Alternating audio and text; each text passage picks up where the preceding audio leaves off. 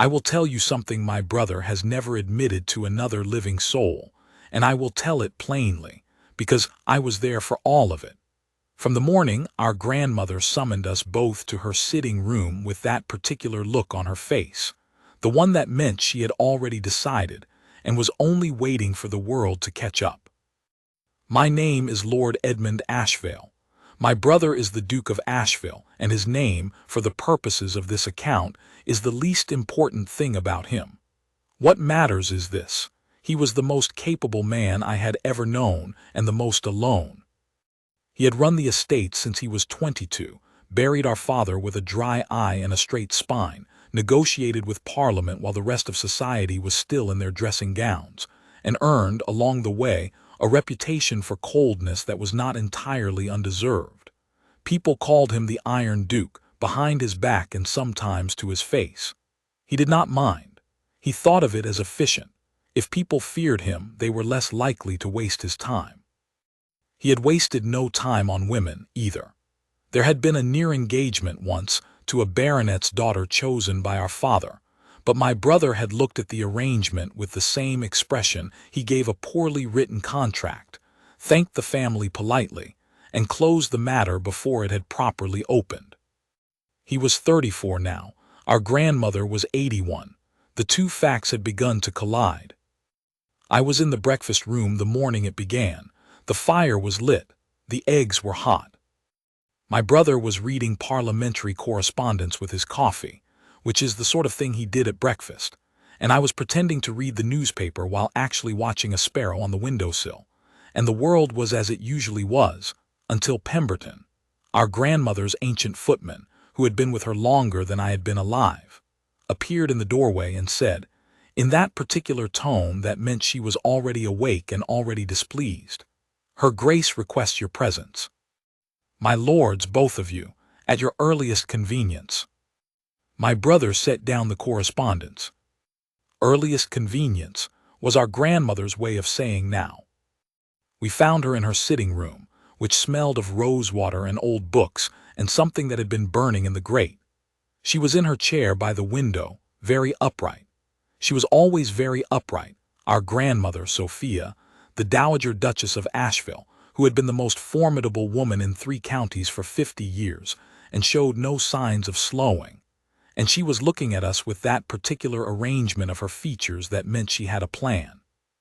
"Sit down," she said. We sat. "I have made a decision," she said, "and I would like you both to listen to it before you argue with it, because you will argue with it, and I would prefer to hear the argument after I have finished." My brother said, "Grandmother." "I am speaking," she said pleasantly. "As I was saying, I have found a woman." The room was very quiet. The fire crackled. My brother's expression, which had been its usual composed arrangement, shifted by approximately nothing, and yet I had known him long enough to read that nothing. It was resistance already, before he had heard a single word. "She is not what you will expect," our grandmother continued, folding her hands on her lap, "and I do not intend to explain her fully before you have met her, because explanation is a poor substitute for evidence. Her name is Miss Elara Voss. Her father was the land steward at Pembridge Hall for 22 years, and managed it better than the family who owned it. He died 18 months ago. She has been managing the correspondence and accounts for Lord Pembridge's widow since then, unpaid, because there was no one else who could do it, and she could not in good conscience leave the estate to ruin." "A steward's daughter," my brother said, neutral, careful. "A steward's daughter," my grandmother agreed, "who speaks 3 languages, keeps better accounts than your man Whitmore, and has, according to Lady Pembridge's solicitor, single-handedly prevented the estate's collapse. She is 26. She is not fashionable. She is not interested in being fashionable. She is also," and here my grandmother looked at my brother with something that was very close to satisfaction, "the only woman in my acquaintance who would not be in the least impressed by you." The silence that followed was, I felt, productive. "You cannot be serious," my brother said finally. "I am always serious," she said. "You know that." You are proposing that I am proposing nothing, she said.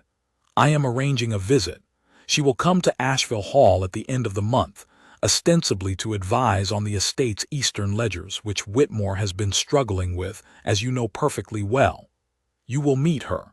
You will, I suspect, find her interesting, because you only find interesting the things you cannot immediately categorize. And then we will see. We will see, my brother repeated, in the tone he used when he meant. We will not see, because I have already made up my mind, but I am too tired to argue with you about it right now. Exactly, she said, and smiled and picked up her embroidery, which meant the audience was finished. I caught my brother's eye on the way out. He looked, I thought, like a man who had just been handed a document he had not requested and was already planning how to return it unopened. I thought, this will either be nothing, or it will be the most interesting autumn of my adult life. I was right about one of those.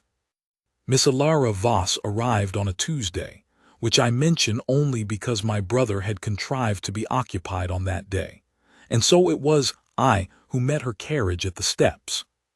She was not what I had expected either. I had formed a picture, I confess, steward's daughter, unpaid correspondent, practical woman, probably gray before her time, probably wearing something sensible and forgettable. What stepped out of the carriage was a woman of perhaps 5'4", with dark hair pinned up in a manner that suggested she had done it herself and done it efficiently, wearing a traveling dress of deep blue that was good quality and plainly cut, and was, I could see, a few years out of fashion. She had a satchel over one arm and a leather document case under the other. She looked at the facade of Asheville Hall with the expression of a person taking measurements. Then she looked at me. Lord Edmund, she said, not a question. She had, I gathered, done her research. Miss Voss, I said, and offered my hand. Welcome to Asheville. My brother sends his apologies. He is occupied with a parliamentary matter this morning and will join us at dinner. Of course he is, she said pleasantly, with an inflection that was not quite skeptical and not quite amused but contained elements of both. Then she followed Pemberton inside. I liked her immediately. My grandmother was waiting in the drawing room.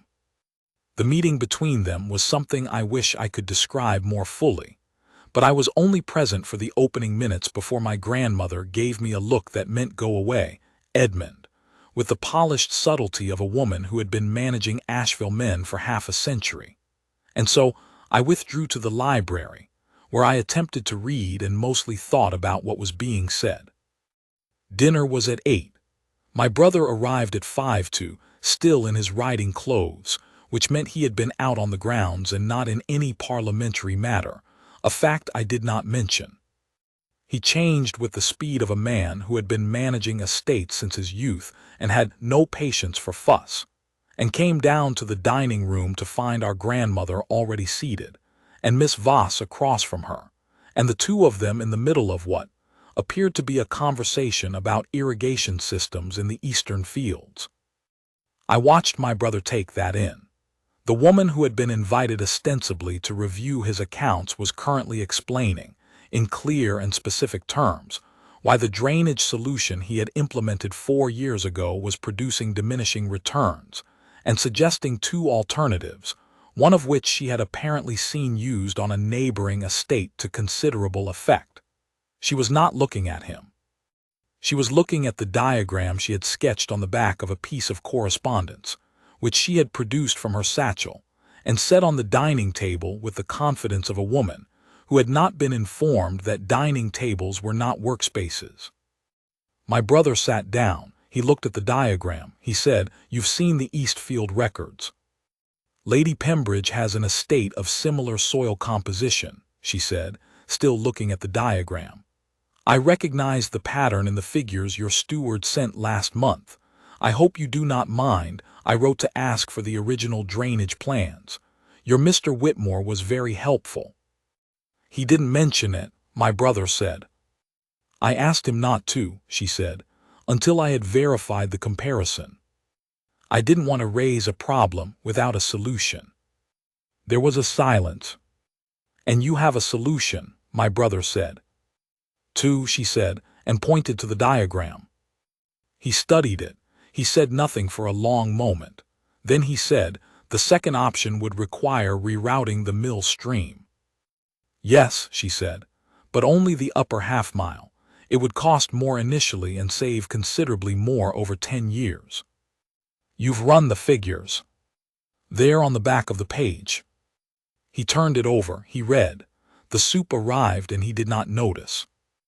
I glanced at my grandmother. She was eating her soup with the serene expression of a woman watching a play she had already seen and enjoyed. Dinner lasted 2.5 hours. They talked about the drainage for 40 minutes, and then they talked about crop rotation. And this, I will tell you, was when I began to pay close attention.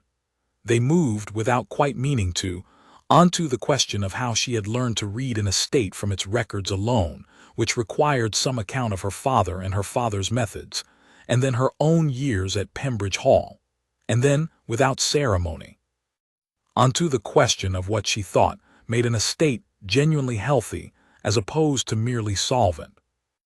My brother had opinions on this. This was not surprising. He had opinions on most things. What was surprising was that he expressed them in full to a stranger at dinner within 3 hours of meeting her. He was not a man who spoke his thinking aloud as a rule. He turned things over privately and presented conclusions. But something about the way she listened, not with the eager attentiveness of someone seeking to impress, but with the focused, considered attention of a person actually using what they heard, seemed to produce in him an unusual willingness to think in her presence.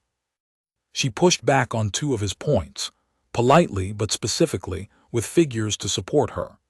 He sat back slightly in his chair the first time she did it, with the expression of a man who has not been pushed back on in some time and is recalibrating whether he finds it interesting or irritating.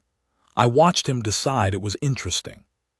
Then my brother, who had not asked a personal question of a dinner guest in living memory, asked how she had come to understand Asheville's eastern acreage from a set of figures alone, without having seen the land.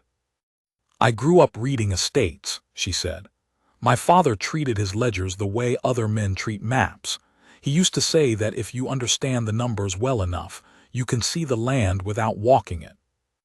He was right, my brother said. Something shifted in her face very slightly, not much, but it was there. "Yes," she said, "he was." He looked at her then for the first time since sitting down properly. Not the diagram, not the figures, her, and she looked back. The look was level and without coyness, which seemed to disconcert him slightly, because he was accustomed to women looking at him with either calculation or nerves, and this was neither. "I'll arrange for you to see the East Field in the morning," he said, "if you would like." "I would," she said, "thank you." That was the first evening. I should tell you about the mornings, because it was in the mornings that things shifted in a way that I think even my brother did not quite track, because he was too close to it to see it whole. She was up before him. This was, I later learned, her habit. She had kept the accounts at Pembridge Hall at dawn, before the household woke, because it was the only uninterrupted hour. She was in the estate office by 6. My brother, who was also an early riser, arrived at 1:30 to find his desk reorganized. He stood in the doorway looking at this. "I've sorted the Eastern correspondence separately," she said, without looking up. It was filed with the household accounts, which made sense if someone was only managing one at a time, but since you're trying to cross-reference the drainage costs with the yield figures, it's easier to have them together. "I prefer my desk a particular way," he said. "I know," she said. "I can put it back if you like. This is a temporary arrangement for the duration of the review." A silence. "Leave it," he said, and sat down across from her. They worked in silence for an hour. The silence was, I should say, a particular kind, not the silence of 2 strangers enduring proximity, but the silence of 2 people who find concentration natural and are not threatened by each other's. I know this because I appeared in the doorway at 7:30 with a query for my brother about a letter, found them each absorbed in their respective papers, and stood there for a full 2 minutes before either of them looked up. And when my brother did look up, his expression was not that of a man enduring an obligation. It was the expression of a man who had forgotten I was in the house.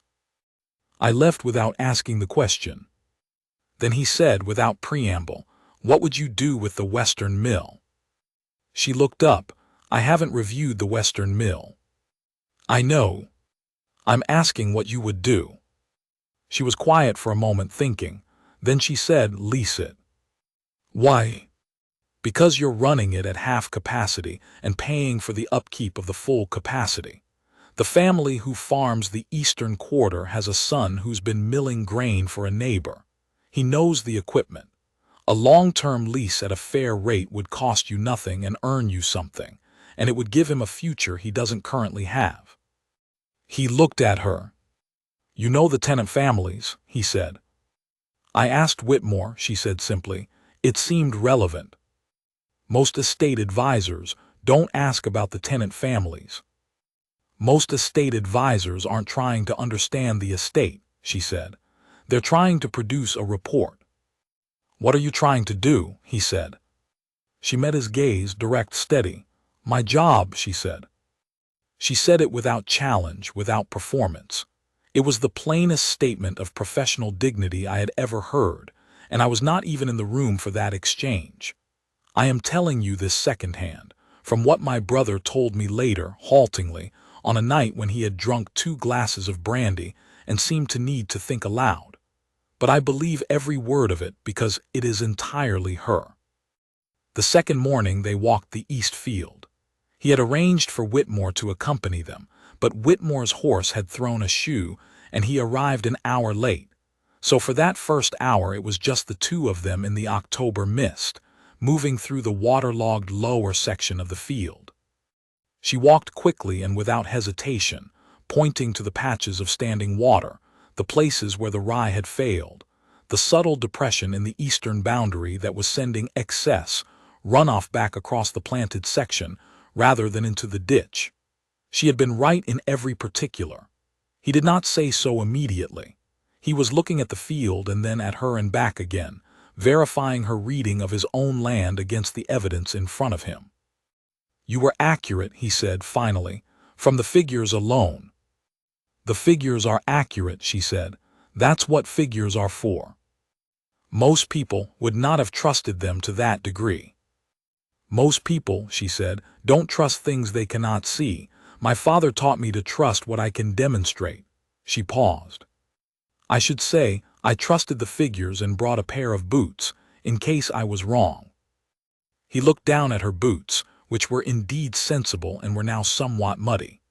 Then he looked back at her, and something in his face moved briefly towards something that was not quite a smile, but was adjacent to one. She caught it and looked away at the field, and he looked away at the sky, and there was a moment of ordinary mourning that was not ordinary at all. The week continued. I watched from the margins, which is my natural position in any room my brother occupies. On the third day, after their morning session in the office, she asked Whitmore to take her through the home farm. Not because it was part of the review, but because she wanted to understand how the household provisioning interacted with the estate accounts. A question that, Whitmore told me later with considerable enthusiasm, no visiting consultant had ever asked him. They were gone for 2 hours. She came back with 3 pages of notes and a small mud stain on her sleeve, which she noticed and removed with the efficient irritation of a woman who could not afford to ruin her good clothes and knew it. My brother, at luncheon, asked what she had found. She told him in detail for 20 minutes. He ate his soup and listened with the total attention of a man who has learned to extract maximum signal from available information and had just encountered an unusually good source. "You should have been a steward," he said when she finished. "I was," she said, without any particular feeling. "I just wasn't paid." There was a silence.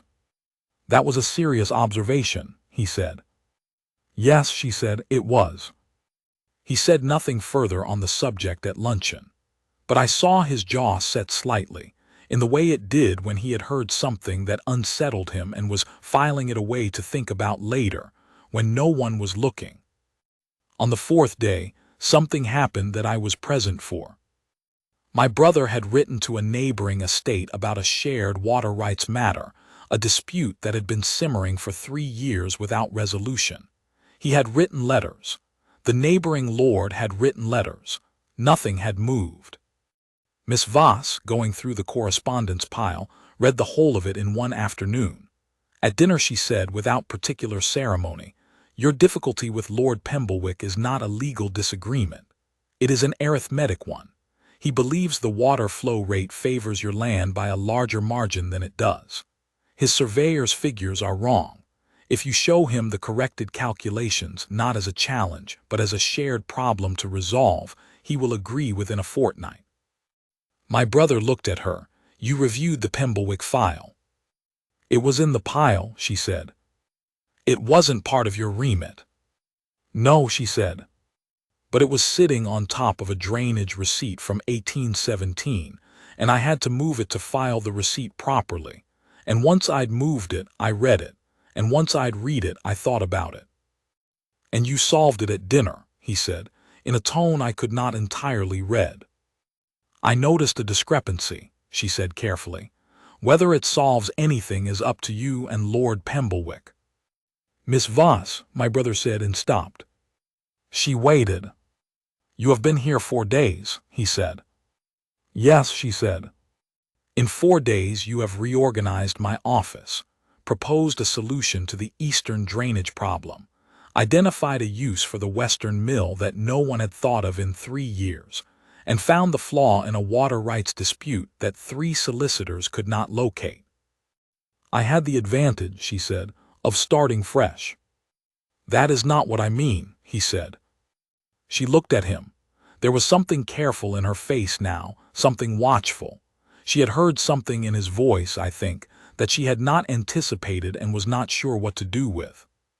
"You're extraordinarily capable," he said, plainly, without performance. She was quiet for a moment.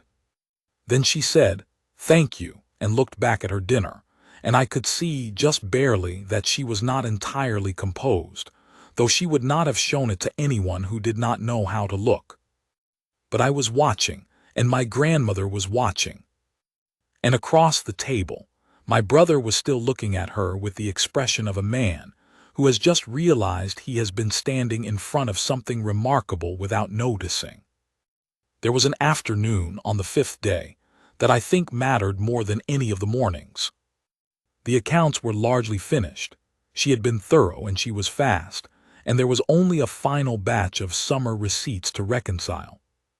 The afternoon was unexpectedly fine for October, the light going gold across the grounds, and my grandmother contrived, as she so often contrived, to suggest a short walk. She herself claimed a headache and remained inside, which fooled no one. It was my brother who walked with Miss Voss, along the western path that ran past the mill and down to the ornamental pond. I know because I watched them from the library window for 10 minutes, which I am not proud of but which I will confess freely. They walked side by side, not close but not as far apart as strangers. He was pointing at something, the mill, I think, the building whose future they had discussed in the abstract. She was listening, then speaking, then listening again. Once she laughed. I could not hear it, but I could see it, her head tilted slightly. Something in her posture that was not the contained professional composure she wore indoors, but something easier, something that I thought was probably closer to who she actually was when no one was grading her usefulness. And my brother, the Iron Duke, the man who had not laughed genuinely in longer than I could remember, looked at her when she did it, and his face did a thing it had not done for years. It relaxed, just briefly.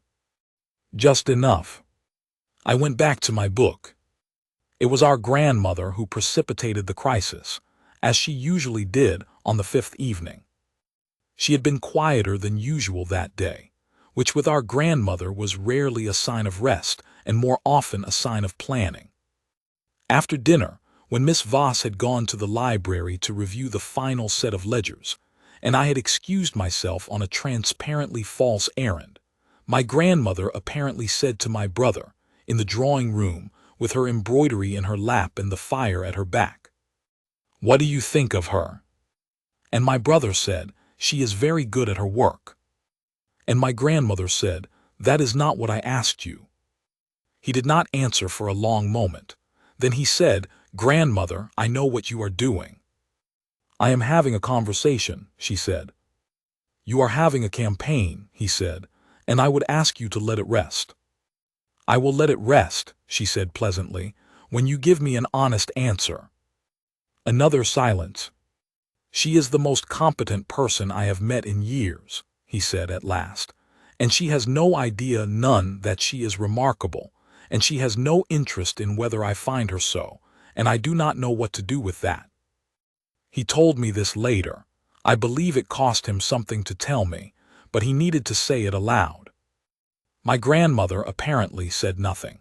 She simply set down her embroidery, patted his hand once, briefly, in the way she had done when we were children and one of us had said something truer than we meant to, and left the room.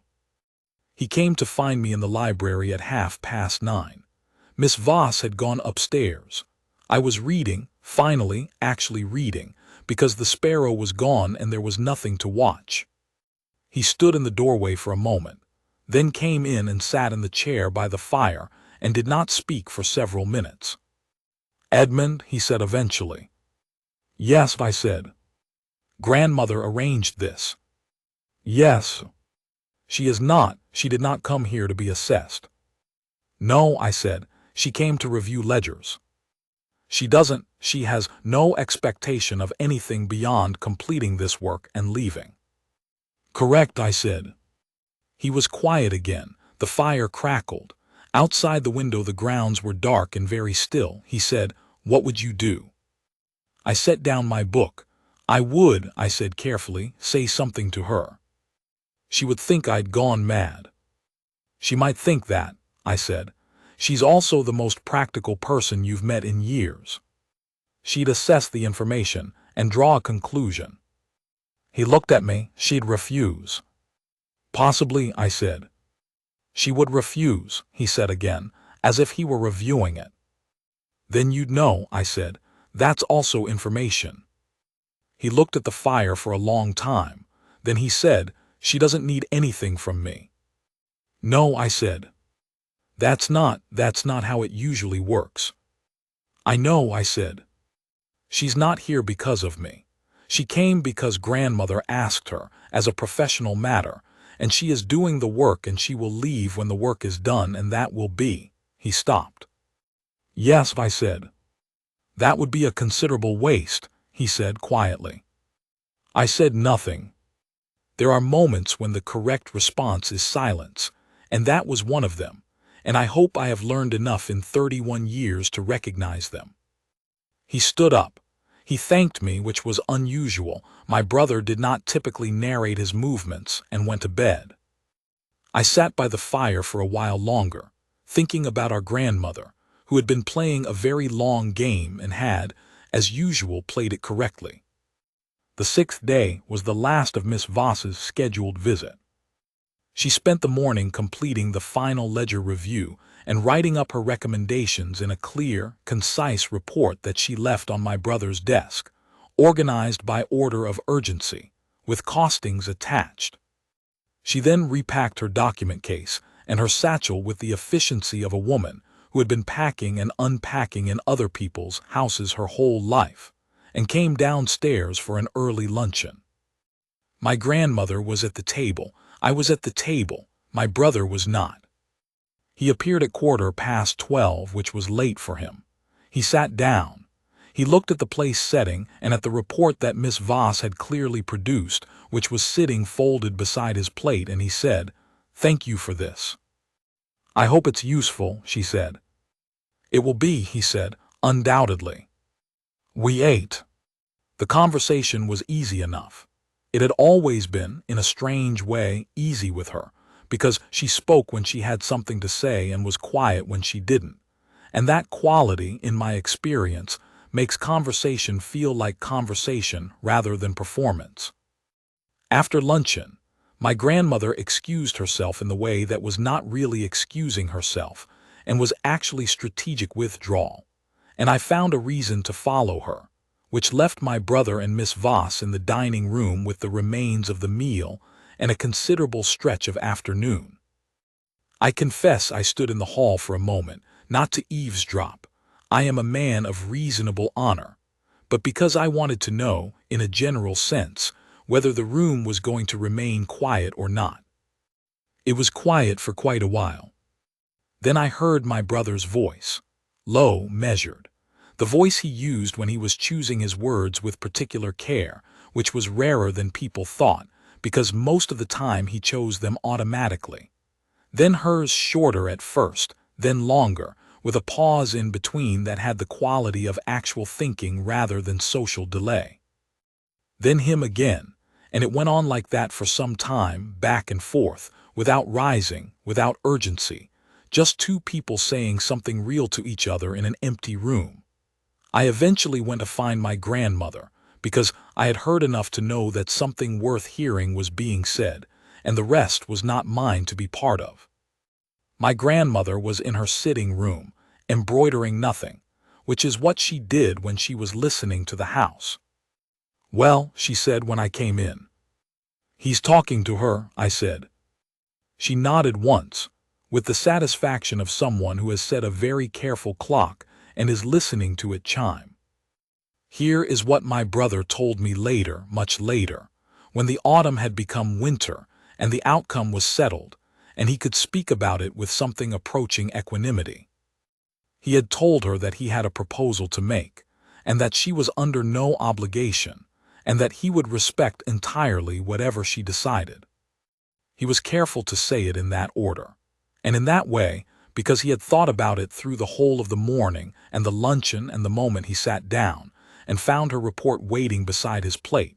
And he understood, he said he understood, that she was not the kind of woman who would receive a proposal of any kind well if it came at her like a fait accompli, like a decision already made that she was simply being informed of. She had been quiet for a long time. Then she had said, "I think you should know that I am not very good at any of this." He said he had asked her to say what she meant by this. She had said, "I am good at work. I understand work. I understand what is expected of me in a professional situation, and I know how to fulfill it. I have been doing it since I was 14 years old, and I have never," she stopped. Then, "I have never been in a situation where someone wanted, where the expectation was something other than the work." He said he had understood then, something he had not fully understood before. Not that she was uninterested in him, but that she had spent so long being valuable only for what she could do that she had stopped fully believing she might be wanted for who she was. And he had thought, sitting across from her in his dining room on a gray October afternoon, that he was perhaps not so different from that. That the reputation for coldness, the Iron Duke, capable and feared and alone, was in part a thing he had constructed because needing nothing from anyone felt safer than the alternative. He said, "I am not asking you because of the ledgers." She said, "I know." "Do you?" A long pause. "I'm beginning to," she said. He did not push. He said he would ask her again properly when she had had time to consider it, and that her leaving today did not change anything, and that if the answer was no, he would respect it and she would have no cause to feel any awkwardness in future dealings with the estate, if there were future dealings. She had looked at him for a moment in that way she had of looking at things, taking measurements. Then she had said, "I need to think." "Yes," he said. "That's not a refusal," she said. "I know," he said. And she had left. Her carriage had come at 3 o'clock, and she had said her farewells to my grandmother. They embraced, which my grandmother did not do as a rule, and which Miss Voss received with an expression that suggested she was more moved by it than she intended to show, and nodded to me, and looked at my brother for a moment in the doorway, a level, considering look that carried more in it than anything she might have said, and said, "Thank you for the time," and got into the carriage. He stood on the steps until it was out of sight. Then he went inside and did not speak for the rest of the evening, and the house was very quiet, and our grandmother sat with her embroidery and said nothing at all, which was, from her, a form of patience. She wrote 10 days later. Not to him, to our grandmother. I only know this because my grandmother told me, with the air of a woman who considers herself entirely within her rights to share relevant correspondence, and showed me the letter. It was short, 3 paragraphs. The first was a thank you for the hospitality, which was warmly specific. She mentioned the roses in the South Corridor and the breakfast room light, and Pemberton, who had shown her the original drainage map from 1804 and spent half an hour explaining the history of the East Field to her with evident pride. The second paragraph was a clarification of one of her recommendations regarding the Western Mill, with a small correction she had noticed on reflection, after leaving, when she had been going back over her notes on the journey home. The third said, "I have been thinking, as the Duke requested I should. I find that I have not been able to stop thinking, which is unusual for me, as I am generally able to put a thing away once I have finished with it. I am not sure what to make of that. I thought you might." My grandmother put the letter down, looked at me and said, "She'll come back." "How do you know?" I said. "Because she told the truth in the letter instead of in an ordinary reply," she said. "A woman who only wanted to be polite would have written the second paragraph and stopped." She wrote to my grandmother again 3 days after that, with a question about a cousin's estate that she had encountered in her work for Lady Pembridge, asking for an introduction to a family solicitor who might be able to advise.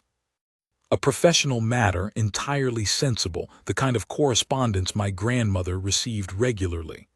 The letter also contained, at the end, a single additional line. "I hope Asheville Hall is well. I found it rather fine." My grandmother read this aloud to me with what I can only describe as sparkling composure, as if she were reading a particularly satisfying chapter of a novel she had written herself. She wrote to my brother directly 1 week after that. I do not know what the letter said. He has never told me, and I have never asked again, after the one time I did. I know only that he read it alone in the estate office and came out 20 minutes later and said to me, "I'm going to Pembridge Hall." "When?" I said. "Tomorrow morning," he said. "Why?" I said. He looked at me with the expression of a man who finds the question slightly obvious but has the grace not to say so. "Because she's there," he said, "and want to tell Jameson to prepare the carriage." He set out at 7 the next morning. I know the journey was 3 hours because Jameson told me, and because I spent those 3 hours in a state of poorly disguised suspense that my grandmother observed and did not comment upon, which was its own kind of commentary. I don't know precisely what happened at Pembridge Hall. I have asked, and my brother is not a man who describes his own feelings at length or in order. What I know is assembled from fragments, from what Jameson heard from the Pembridge stable hands on the question of how long the Duke's carriage stood in the courtyard, from what my grandmother extracted from Lady Pembridge over the course of 2 letters and a brief visit, and from 2 things my brother said to me on the evening he returned, sitting again in the library chair by the fire, but with a different quality of silence around him. A quiet that was full rather than empty. He arrived to find her in the estate office, naturally, going through Lady Pembridge's autumn accounts. Lady Pembridge, who had apparently been apprised of the situation by my grandmother with the thoroughness of a military general sharing intelligence with her allies, contrived an urgent errand in another part of the house within minutes of his arrival and left them alone.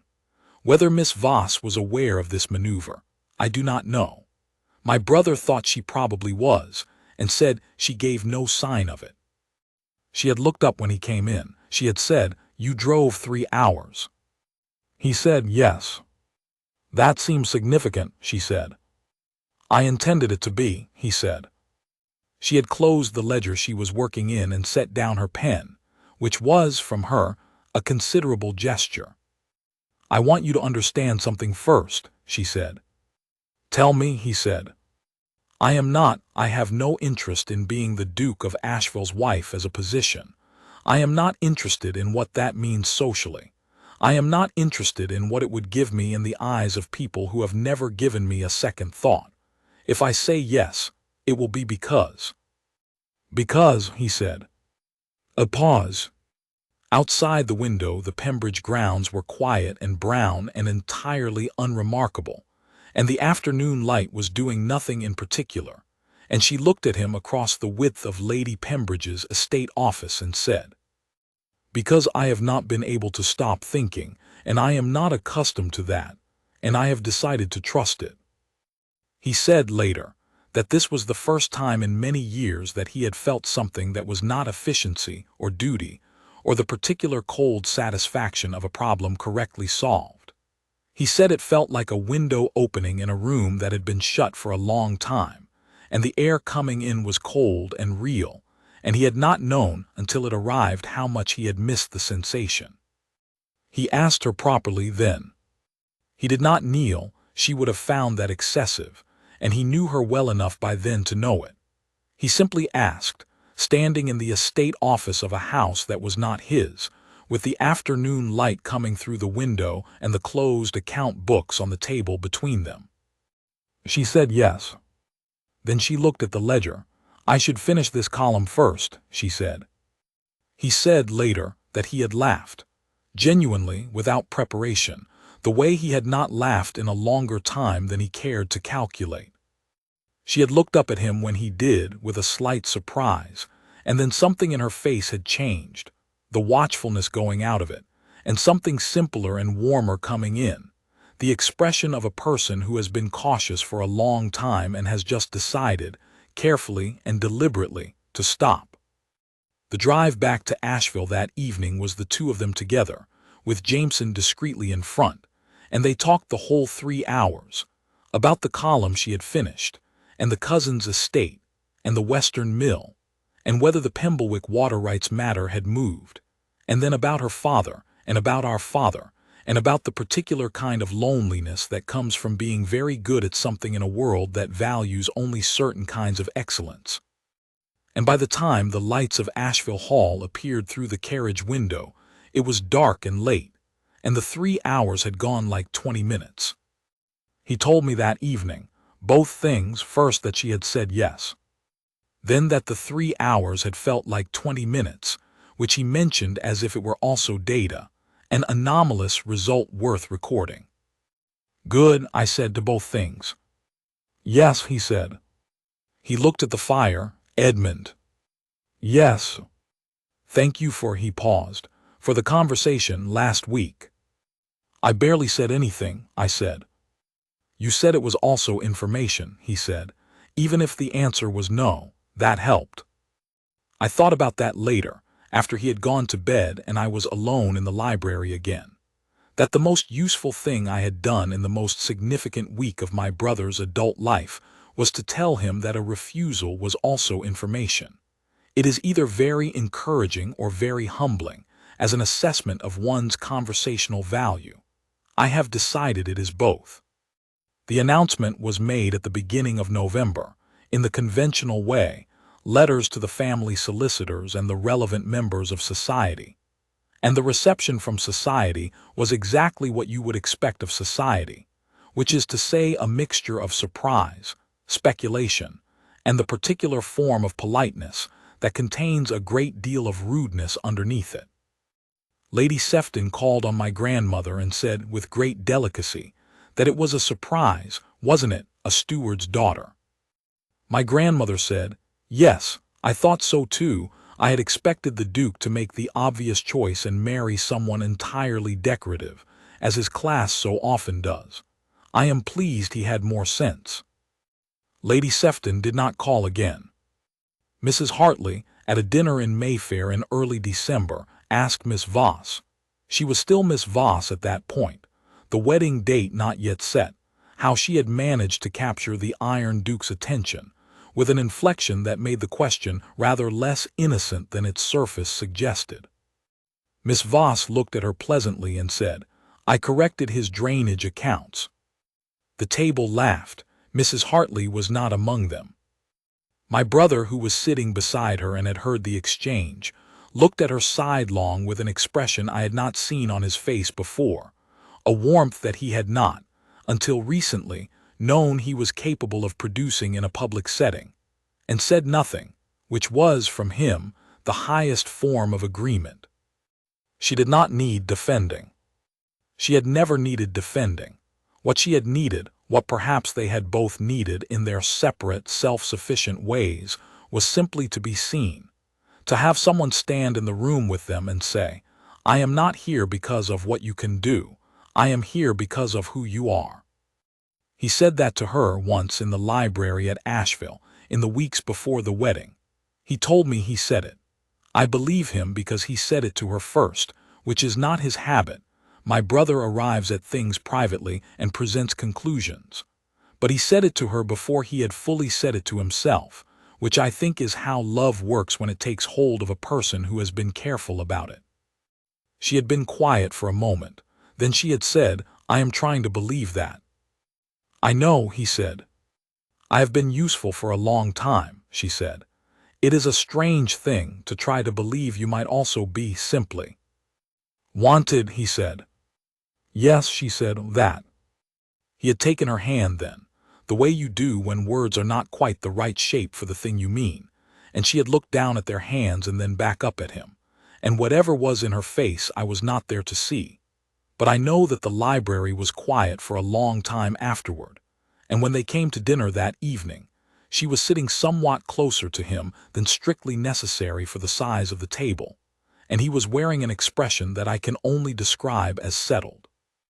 Like a man who has come home to a house he did not know he had been trying to find.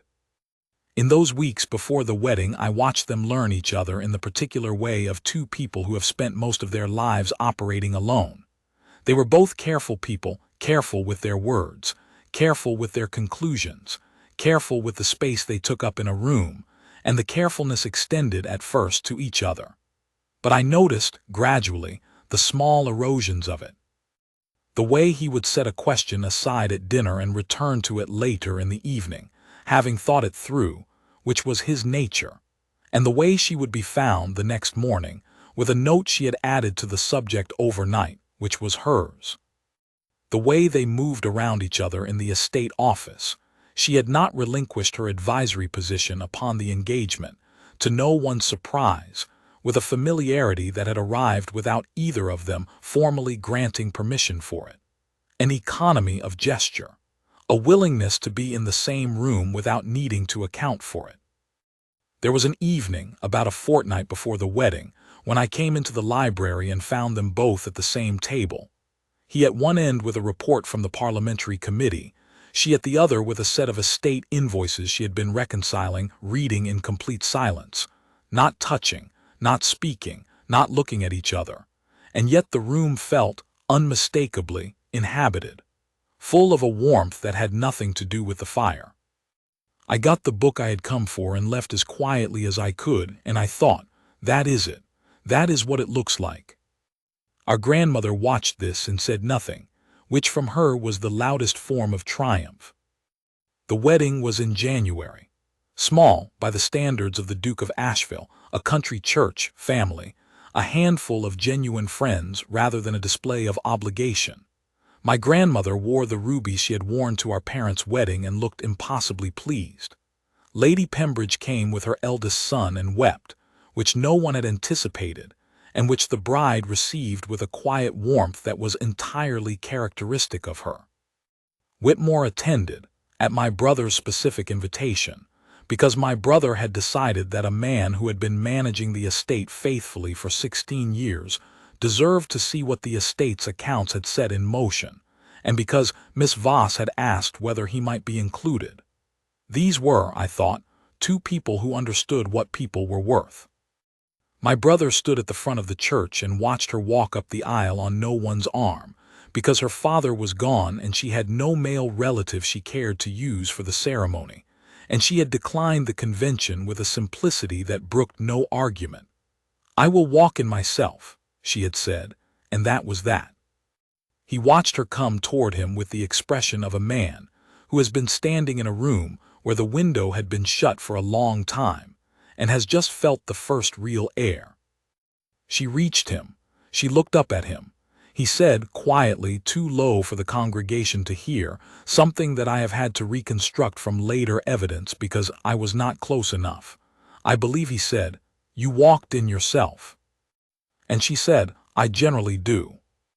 And he said, "I know, I am very glad you are here." She was quiet for a moment. Then she said, "So am I." The ceremony was brief and warm and entirely without spectacle, and when it was over they were, in the eyes of the church and the law and the county, and everyone who had ever valued her only for what she could produce, the Duke and Duchess of Asheville. I have one more thing to tell you, because it matters, and because it is perhaps the truest picture I have of who they became together. In February, 2 months after the wedding, there was a dinner in London. A proper society dinner, 30 people, the good silver, the kind of room that exists specifically to arrange people in a hierarchy and see who ends up where. They had attended because there were duties to society, and my brother had never shirked a duty in his life, and his wife was not going to start shirking them on his behalf.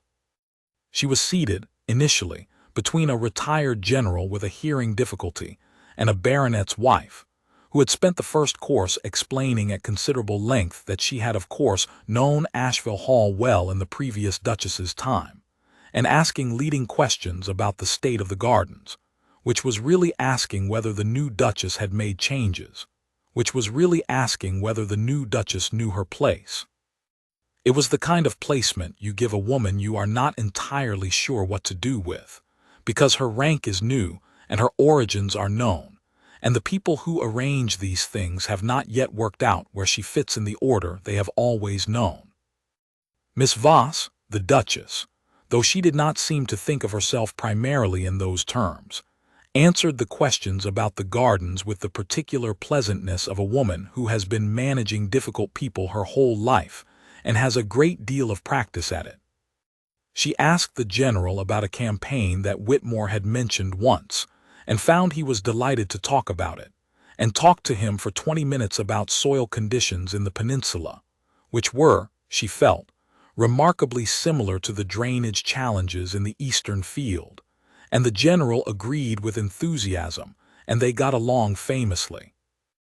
Midway through the second course, my brother turned to the baronet's wife and said, pleasantly and with complete authority, "Lady Hemswick, I wonder if you would mind changing places with Mrs. Ashford. I have a matter of estate business I'd like to discuss with my wife, and Mrs. Ashford would, I think, find the general's company more congenial." Lady Hemswick minded very much, but she moved. My brother took the seat beside his wife and said, in a tone that was for her only, "I wanted to discuss the Western Mill lease." She looked at him. "Do you actually want to discuss the Western Mill lease?" "Not in the slightest," he said.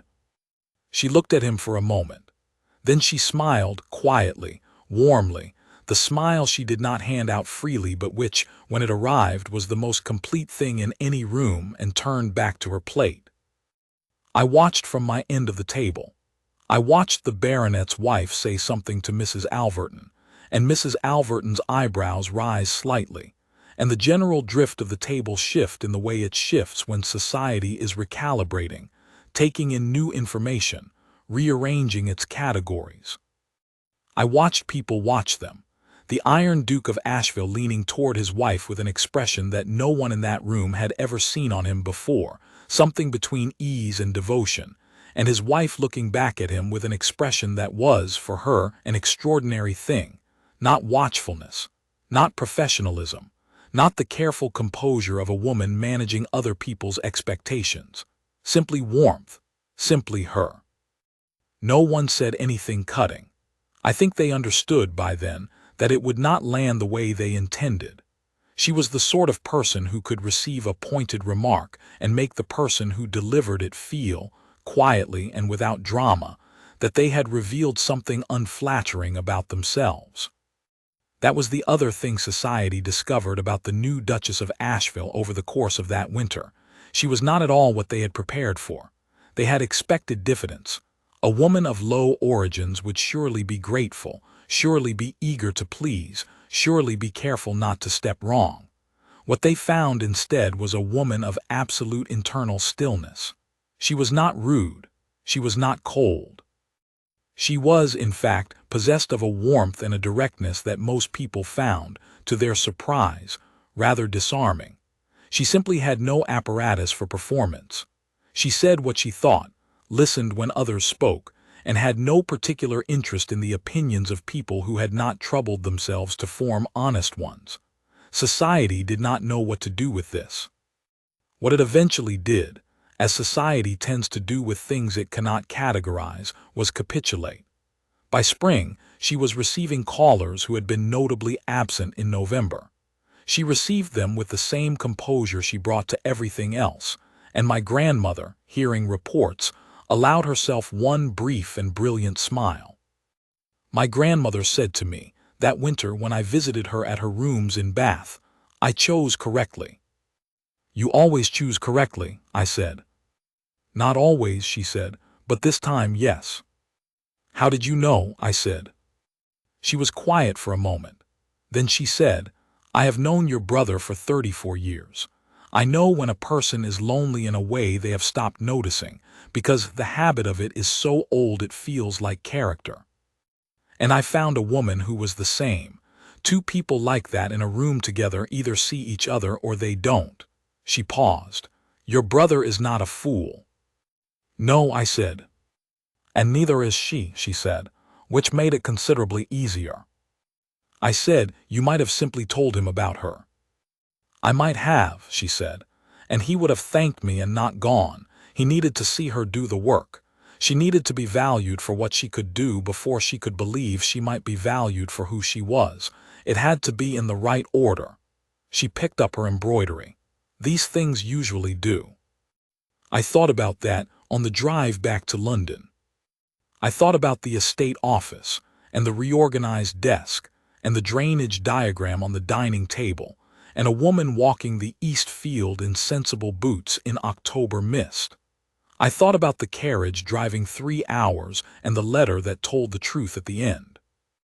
I thought about a woman walking up a church aisle alone because she had always done things herself and was not going to stop now, and about the man waiting for her at the front of the church with the expression of someone who was, for the first time in a long time, not waiting for anything at all.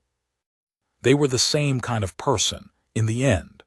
Both of them had become so accomplished at needing nothing that they had nearly made a permanent condition of it.